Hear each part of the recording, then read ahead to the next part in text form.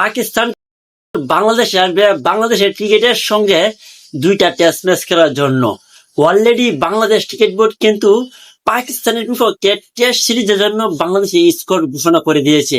বাইরে যে স্কোর ঘোষণা করে দিয়েছে, আমার মনে হয় না যে পাকিস্তান ক্রিকেট বোর্ড বাংলাদেশকে হারাতে পারবে, কেননা স্কোরে রয়েছে অসংখ্য ভয়ঙ্কর বোলার এবং কি পুরনো ক্রিকেটার গুলো রয়েছে এই পাকিস্তানের বিপক্ষে টেস্ট সিরিজে। তো চলুন বন্ধুরা, আজকে আমরা এই ভিডিওতে দেখব বাংলাদেশের পাকিস্তানের বিপক্ষে টেস্ট সিরিজের স্কোর এবং কি পাকিস্তান বনাম বাংলাদেশের দুই টেস্ট ম্যাচের সময়সূচি এবং ভেন্যু। তো চলুন, বাংলাদেশের স্কোর রয়েছে, প্রথমে রয়েছে ক্যাপ্টেন নাজমুল হোসেন শান্ত, যার নেতৃত্বে বাংলাদেশ পাকিস্তান বিপক্ষে দুইটা টেস্ট ম্যাচ খেলবে। এবং এর পরবর্তীতে রয়েছে মাহমুদুল হাসান জয়, তার পরবর্তী রয়েছে সাদমান ইসলাম, তার পরবর্তী রয়েছে মুমিনুল হক, তার পরবর্তী রয়েছে মুশফিকুর রহিম এবং কি তার পরবর্তীতে রয়েছে লিটন কুমার দাস টি-20 দলের ক্যাপ্টেন এবং কি এর পরবর্তীতে রয়েছে মেহেদী হাসান মিরাজ ভাইস ক্যাপ্টেন।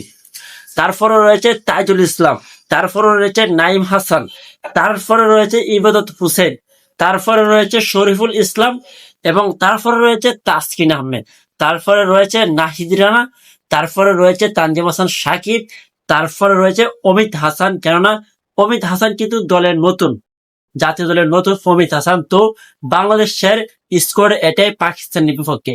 তো বাংলাদেশ বনাম পাকিস্তানের প্রথম টেস্ট ম্যাচ শুরু হবে আগামী মে মাসে 8 তারিখ থেকে 12 তারিখ পর্যন্ত ঢাকা মিরপুরে ম্যাচ শুরু হবে ঠিক সকাল 9টা 30 মিনিটে। এবং দ্বিতীয় টেস্ট ম্যাচ শুরু হবে আগামী 16 থেকে 20 মে পর্যন্ত, মানে 16 তারিখ শুরু হবে, 20 মে পর্যন্ত খেলবে বাংলাদেশ বনাম পাকিস্তান দ্বিতীয় টেস্ট ম্যাচ।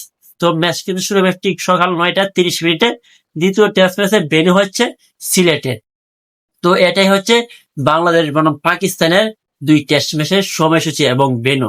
হ্যাঁ, আর বাংলাদেশ ক্রিকেট বোর্ড বিসিবি কিন্তু স্কোর ঘোষণা করেছে শুধু এক টেস্ট ম্যাচের জন্য, দ্বিতীয় টেস্ট ম্যাচের জন্য স্কোর এখনো ঘোষণা করা হয় নাই।